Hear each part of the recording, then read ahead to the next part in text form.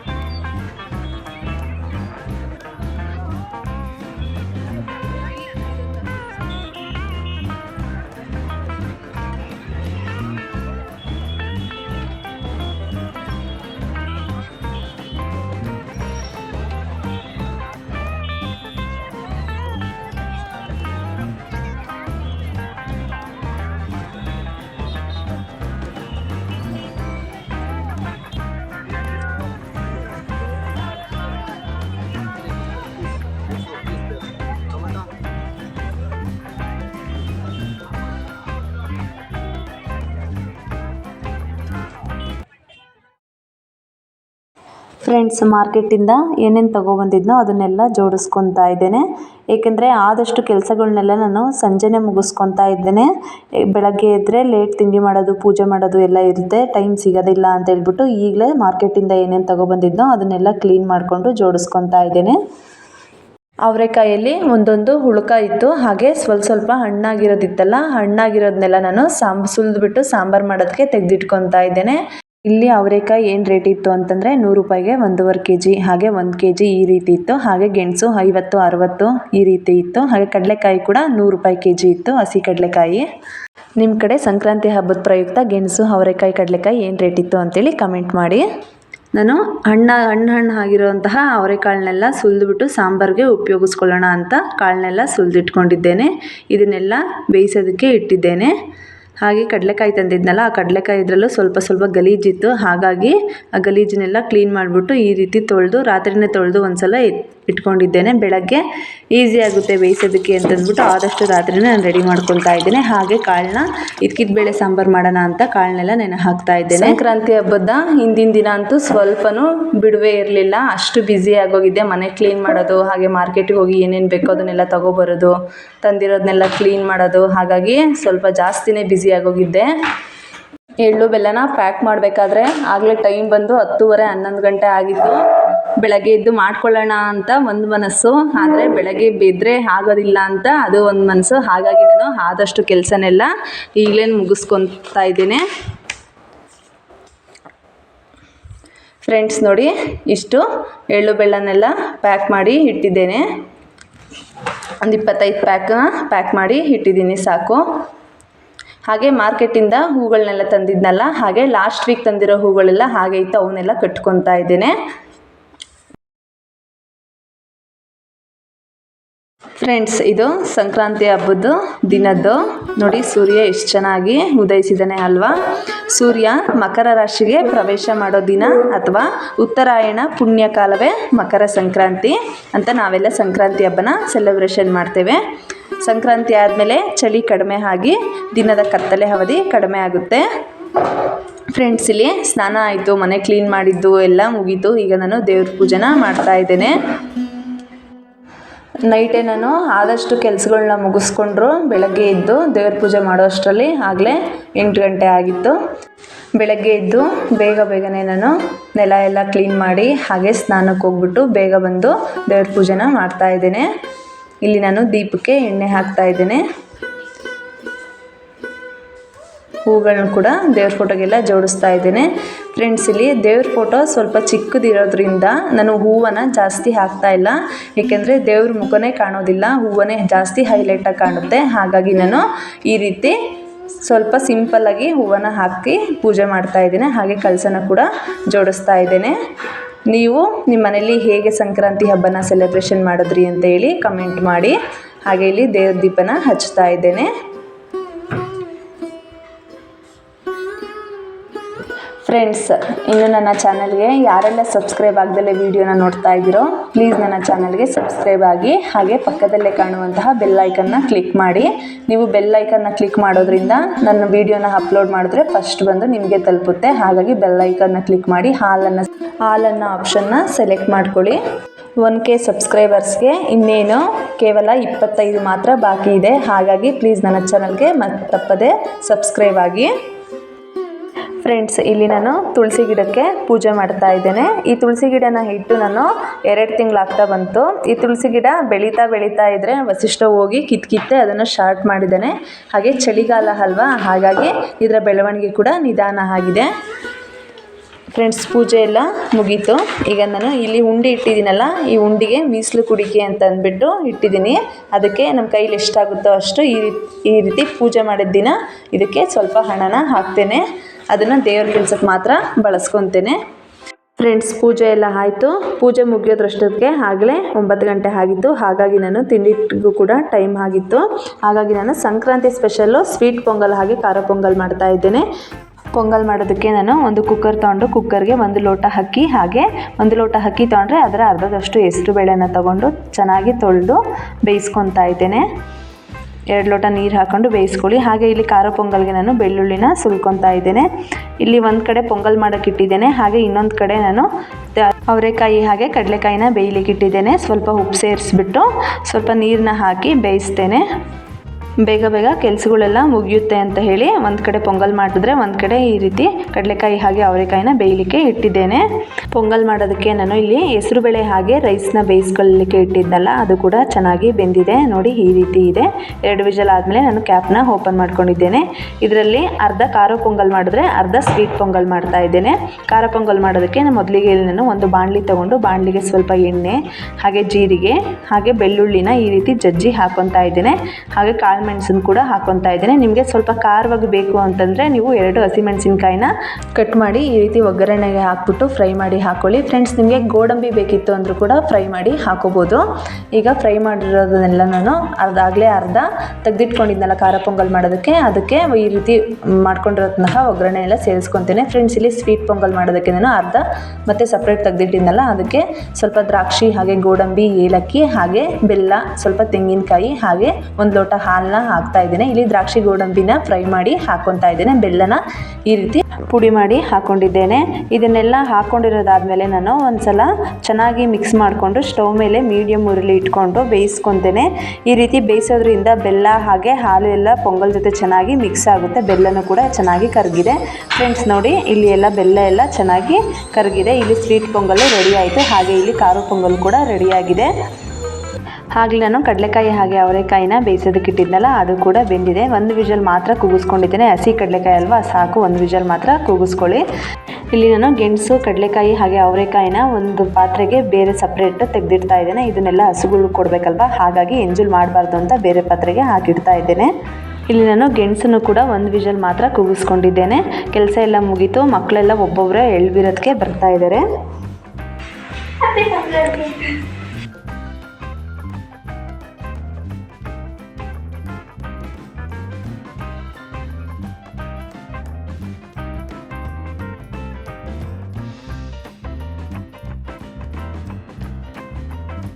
Night ನಾನು ಅವರೆಕಾಳನ್ನ ಸುಲಿದು ನೆನೆಹಾಕಿದ್ನಲ್ಲ ಅದನ್ನು ಈಗ ಇಟ್ಕೊತಾ ಇದ್ದೇನೆ. ಅಂದರೆ ಮಧ್ಯಾಹ್ನಕ್ಕೆ ಚಪಾತಿ ಹಾಗೆ ಇಕ್ಕಿದ ಬೇಳೆ ಸಾಂಬಾರು ಮಾಡೋಣ ಅಂತೇಳಿ ಕಾಳನ್ನೆಲ್ಲ ಇಟ್ಕೊತಾ ಇದ್ದೇನೆ. ಈ ಸೀಸನಲ್ಲಿ ಅವರೆಕಾಳು ಸಾಂಬಾರು ಮಾಡಿದ್ರೆ ಟೇಸ್ಟ್ ಚೆನ್ನಾಗಿರುತ್ತೆ. ಮತ್ತು ನೆಕ್ಸ್ಟು ಇದು ಬಿಟ್ಟು ನಾವು ಒಂದು 15 ಡೇಸ್ ಬಿಟ್ಟು ಮಾಡ್ತೀವಿ ಅಂತಂದರೆ ಟೇಸ್ಟು ಬರೋದಿಲ್ಲ. ಹಾಗಾಗಿ ನಾನು ಇಕ್ಕಿದ ಬೇಳೆ ಸಾಂಬಾರು ಮಾಡೋಣ ಅಂತೇಳಿ ಕಾಳನ್ನೆಲ್ಲ ಇಟ್ಕೊತಾ ಇದ್ದೇನೆ. ಕಾಳು ಇಕ್ಕಿದ್ದು ಕೂಡ ಆಯಿತು. ಇಲ್ಲಿ ಸಾಂಬಾರು ಮಾಡ್ತಾ ಇದ್ದೇನೆ.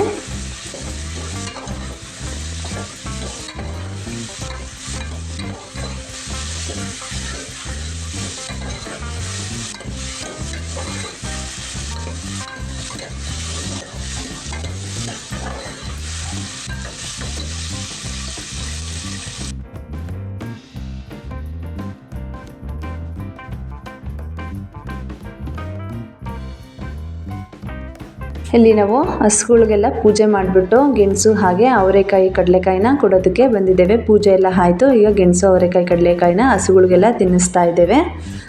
ಸಂಕ್ರಾಂತಿ ಹಬ್ಬದ ಆಚರಣೆಯಲ್ಲಿ ಇದು ಕೂಡ ಒಂದು.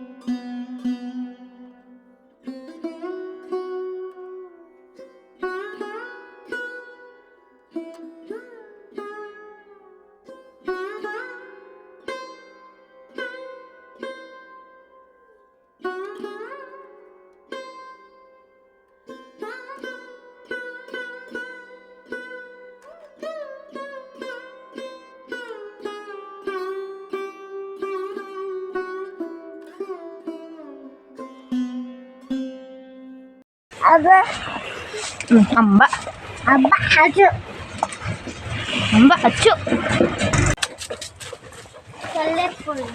ತಿಂತಾ ಇದೆಯಾ ಹಸು? ಫೋಟೋ ನೋ ಹತ್ತು ಕಡೆ ಒಂದು ಸ್ವಲ್ಪ ಕೊಡಲ್ಲ ನೋ ನೋ ಹೇಳಿದ ಹತ್ತು ಕಡೆ ಒಂದು ಸ್ವಲ್ಪ ಕೊಟ್ಬಿಡು. ಆಂಟಿ ಸೆಕೆಂಡ್ ಅಂತ ಜಾಸ್ತಿ ದೊಡ್ಡದು. ಸಾಕು ಬಿಡಪ್ಪ, ಹುಷಾರು.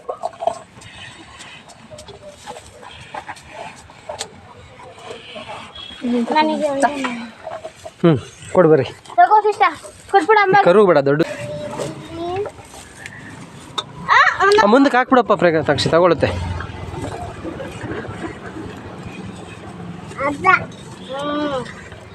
ಅಬ್ಬ ಹಚ್ಚು ಅದಕ್ಕೆ ಎಟಕ್ತಾ ಇಲ್ಲ ಅನ್ಸುತ್ತೆ. ಕೈಯಲ್ಲೇ ಕೊಟ್ಬಿಡ್ತೀವಿ ನೋಡು.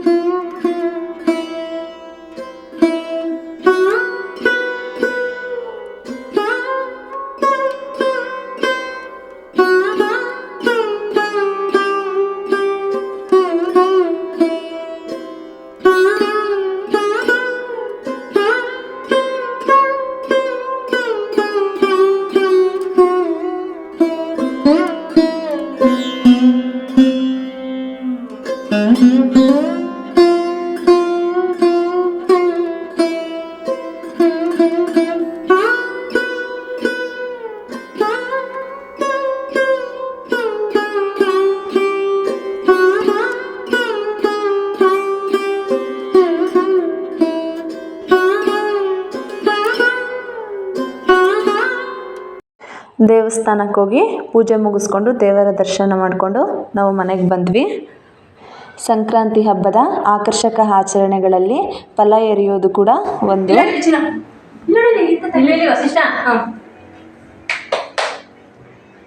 ಏನ್ ಮಾಡ್ತಿರೋದಮ್ಮ? ಇಲ್ಲ ಚಿನ್ನಿ ಅಕ್ಕ ನೋಡಿ ತಾಕ್ಷಿ ಅಕ್ಕ ನೋಡಿ ತಾಕ್ಷಿ ಅಕ್ಕ ಬಂದ್ರು. ಪಪ್ಪು ಪಪ್ಪು ನೋಡ್ದಾ? ಫೋನ್ ಸೈಡಿಗೆ ಬಿಟ್ಬಿಡು. ಇಲ್ಲಿ ಚಿನ್ನ ಇಲ್ಲಿ ನೋಡಿ ಈಗ ಇಲ್ಲ ಏನಿಲ್ಲ ಏನಾಗಿಲ್ಲ ಹೇಳೋದು.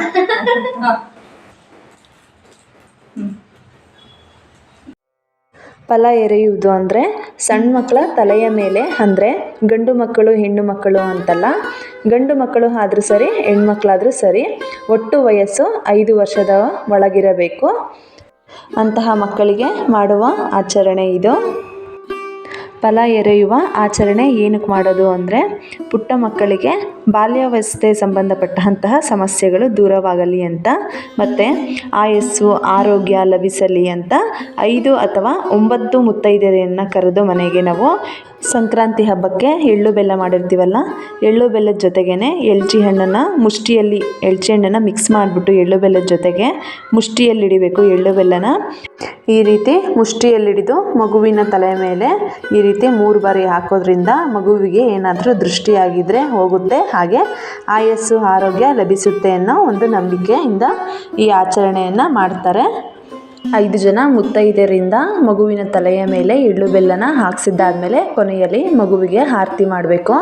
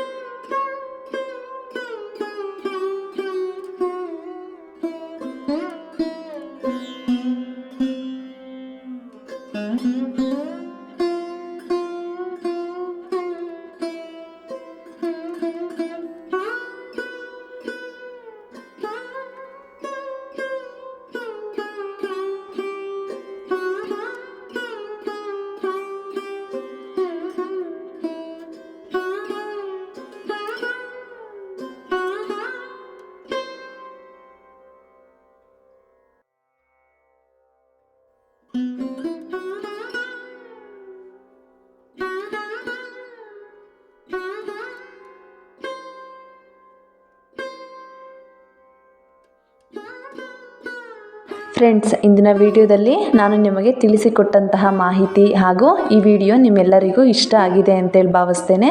ಇಷ್ಟ ಆದರೆ ಲೈಕ್ ಮಾಡಿ, ಶೇರ್ ಮಾಡಿ, ಹಾಗೆ ಇನ್ನೂ ನನ್ನ ಚಾನಲ್ಗೆ ಯಾರೆಲ್ಲ ಸಬ್ಸ್ಕ್ರೈಬ್ ಆಗದಲೇ ವಿಡಿಯೋನ ನೋಡ್ತಾ ಇದ್ದೀರೋ ಪ್ಲೀಸ್ ನನ್ನ ಚಾನಲ್ಗೆ ಸಬ್ಸ್ಕ್ರೈಬ್ ಆಗಿ. ನೀವು ಸಂಕ್ರಾಂತಿ ಹಬ್ಬನ ಹೇಗೆ ಸೆಲೆಬ್ರೇಷನ್ ಮಾಡಿದ್ರಿ ಅನ್ನೋದನ್ನು ಕಮೆಂಟ್ ಬಾಕ್ಸಲ್ಲಿ ತಪ್ಪದೇ ಕಮೆಂಟ್ ಮಾಡಿ. ಮುಂದಿನ ವಿಡಿಯೋದಲ್ಲಿ ನಾನು ನಿಮ್ಮನ್ನು ಭೇಟಿ ಆಗ್ತೇನೆ. ಅಲ್ಲಿಯವರೆಗೂ ಬಾಯ್ ಬಾಯ್. Thank you.